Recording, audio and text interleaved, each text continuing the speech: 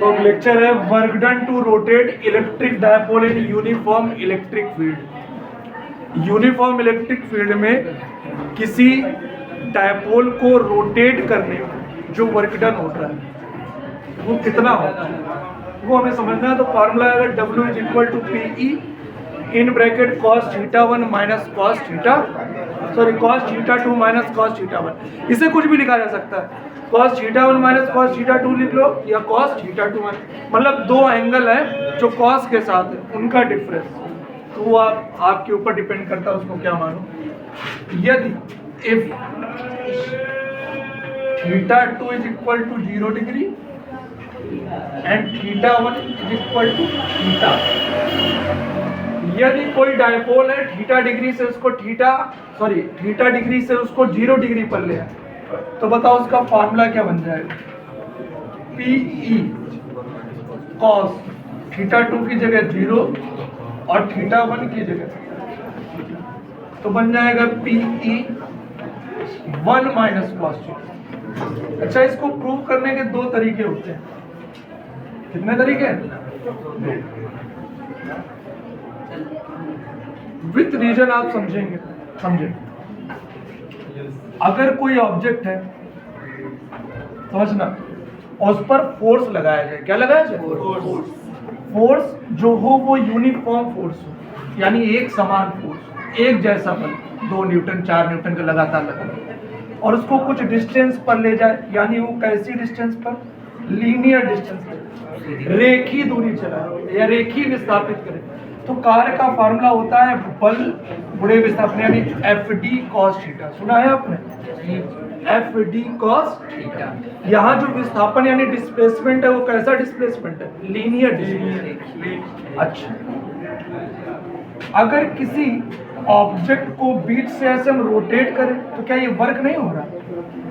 Yes sir. बोलो। Yes, sir. Work तो हो रहा है, लेकिन ये वर्क इस बार इस ऑब्जेक्ट को दूसरी जगह नहीं ले जा रहा, अपनी जगह रोटेट कर रहा है, घुमा रहा है। तो जब कभी भी किसी ऑब्जेक्ट को घुमाया जाता है तो उस पर रोटेट करने की वजह से दो फोर्स लगते हैं, जिसे हम बोलते हैं कपल ऑफ फोर्स, यानी कि बल का युग। क्या बोलते हैं? जैसे एक फोर्स इधर लग रहा है, एक फोर्स इधर लग रहा है। तो जब हम कपल ऑफ फोर्स की बात करते हैं तो वहां पर बल नहीं, बल का गुण यानी टॉर्क वर्क करता है। क्या वर्क करता है? तो वहां पर फॉर्मूला क्या लगता है? W equal tau into theta, tau into D theta. इसे कहते हैं कोणीय विस्थापन यानी एंगुलर डिस्प्लेसमेंट। देखो, जब रेखीय विस्थापन हो तो FD cos θ, जब कोणीय विस्थापन हो तो tau into D theta cos θ। बोलो, बात क्लियर है? अच्छा, अब एक बात बताओ, अगर हम बात करें एक uniform electric field, uniform electric field समझते हो? एक ऐसा इलेक्ट्रिक फील्ड जिसका मैग्नीट्यूड सेम हो। मैग्नीट्यूड का मतलब जो लाइंस है, लाइंस उनकी लेंथ सेम और वो एक दूसरे से इक्वल डिस्टेंस पर, इनकी डिस्टेंस एकदम इक्वल। इसे हम बोलते हैं यूनिफॉर्म इलेक्ट्रिक फील्ड, हिंदी में कहते हैं एक समान मैग्नीट्यूड। क्लियर? अच्छा, इसमें कोई बच्चों डायपोल है, देखो शांत होकर बात सुनिए। डायपोल कितने चार्ज से बनता है? ये है -Q और ये है +Q। आप बताओ, पॉजिटिव पर इलेक्ट्रिक फील्ड में चार्ज, पॉजिटिव चार्ज पर इलेक्ट्रिक फील्ड में फोर्स इलेक्ट्रिक फील्ड की डायरेक्शन में लगता है और निगेटिव चार्ज पर उतना ही फोर्स अगर मैग्नीट्यूड से भी अपोजिट डायरेक्शन में लगता है। तो क्या फोर्स लग रहा है? फोर्स तो लग रहा है, लेकिन टोटल फोर्स 0 हो जाएगी। क्यों? जितना फोर्स राइट साइड आया कि नहीं आया, तो यहाँ पर फोर्स 0 हो गया। लेकिन अगर इसी डायपोल को हम थोड़ा सा घुमा दें, थोड़ा सा किसी एंगल पर रख दें, ऐसे रख दिया, किसी एंगल पर रखा है। अब आप देखकर बताओ, अगर ये -Q और ये, तो क्या ये P की डायरेक्शन हो जाएगी? वैद्युत विध्रुव आघूर्ण यानी इलेक्ट्रिक डायपोल, इसके बीच की डिस्टेंस कितनी मानी? बोलो। अब आप बताओ, जितना फोर्स राइट साइड उतना ही फोर्स जितना राइट साइड। ये एंगल हमने कितना मान लिया, तो बताओ ये दोनों फोर्स, ये 5 न्यूटन, ये 5 न्यूटन, कैंसिल करके कितना हो जाएगा? 0। लेकिन इन फोर्स की वजह से, इन दोनों फोर्स की वजह से क्या ये डायपोल ऐसे रोटेट करेगा? जितना फोर्स राइट साइड उतना लेफ्ट साइड ऐसे। तो इसका मतलब यहाँ पर फोर्स तो 0 हो रहा है, लेकिन ये रोटेट कर रहा है। रोटेट करने की वजह से वर्क तो कर ही रहा है। ये वर्क जो हो रहा है वो फोर्स की वजह से कि टाउ की वजह से, यानी कि बल आघूर्ण टॉर्क की वजह से कि बल की वजह से। इसलिए यहाँ पर जो वर्क का फार्मूला आएगा वो आप F इंटू डी थीटा ले लें। F इंटू डी एक्स नहीं लगाओगे, क्या लगाओगे? Tau into D theta. बोलो बात समझ में आई?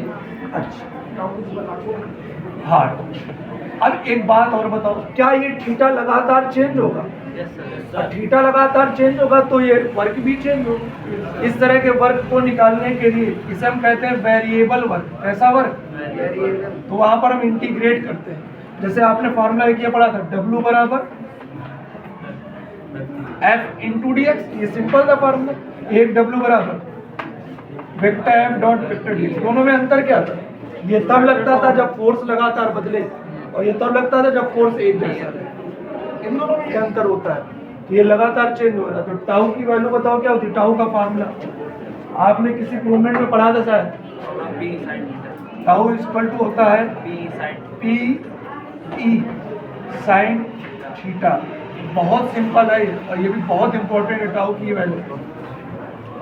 अब बात यहाँ पर खास ये है कि इसको हम लेते हैं माइनस में। बहुत सारी किताबें माइनस में नहीं शो करती, लेकिन मेरे अकॉर्डिंग ये माइनस में ही होना चाहिए। उसका रीजन देखो, आप बताओ ये घूम कर इधर आएगा तो टाउ तो इधर वर्क कर रहा है, और हम इसको घुमा रहे हैं थीटा लाने के लिए, हम इधर घुमा रहे हैं, एक्सटर्नल वर्क कर रहे हैं। देखो एक डायपोल ऐसे रखा था, हमने इसको घुमाया थीटा, थीटा क्लॉकवाइज के एंटी क्लॉकवाइज, बोलो थीटा कैसा, और टाउ इसको कैसा घुमा रहा?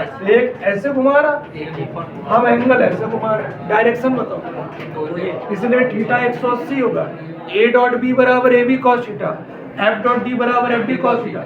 Vector tau dot vector D theta बराबर tau into D theta into cos theta. Theta की जगह 180, कॉस 180 की वैल्यू, इसलिए हमने साइन कौन सा ले लिया पहले? बोलो ये बात क्लियर हुई? जी सर। अच्छा बताओ, क्या ये यूनिफॉर्म इलेक्ट्रिक फील्ड है? यूनिफॉर्म इलेक्ट्रिक फील्ड में आप मुझे बताओ, यूनिफॉर्म यानी जो भी चीज एक जैसी होती कांस्टेंट, वो कहाँ जाते हैं? तो ई कहाँ जाएगा? अच्छा अगली बात, जब हम इसको घुमाएंगे तो माइनस क्यू की जगह यहाँ प्लस क्यू बन जाएगा कि वही रहेगा, और डिस्टेंस भी इनके बीच की वही रहेगी, तो Q इंटू 2L भी सेम रहेगा। क्या ये भी कांस्टेंट है? ये भी कहाँ जाएगा? दोनों कांस्टेंट टर्म कहाँ गए? अब अंदर क्या बचा? बोलो ये बात क्लियर हुई कि नहीं? पक्का? अब इसको हमने घुमाया मान लो किस एंगल से, किस एंगल तक? थीटा 1 से थीटा 2 तक घुमाया। ये बन गया माइनस TE। ध्यान से समझेंगे, साइन थीटा का इंटीग्रेशन क्या हो ना, minus cos theta. Sine theta का इंटीग्रेशन लिमिट बट ये माइनस बाहर आएगा, माइनस माइनस तो क्या बन जाएगा? P ब्रैकेट में कॉस, लिमिट अप्लाई करो, अपर लिमिट माइनस, बस यही प्रूविंग है। इसके आगे आप बोलो बात समझ में? ये छोटी सी प्रूव है, अभी कुछ खास नहीं।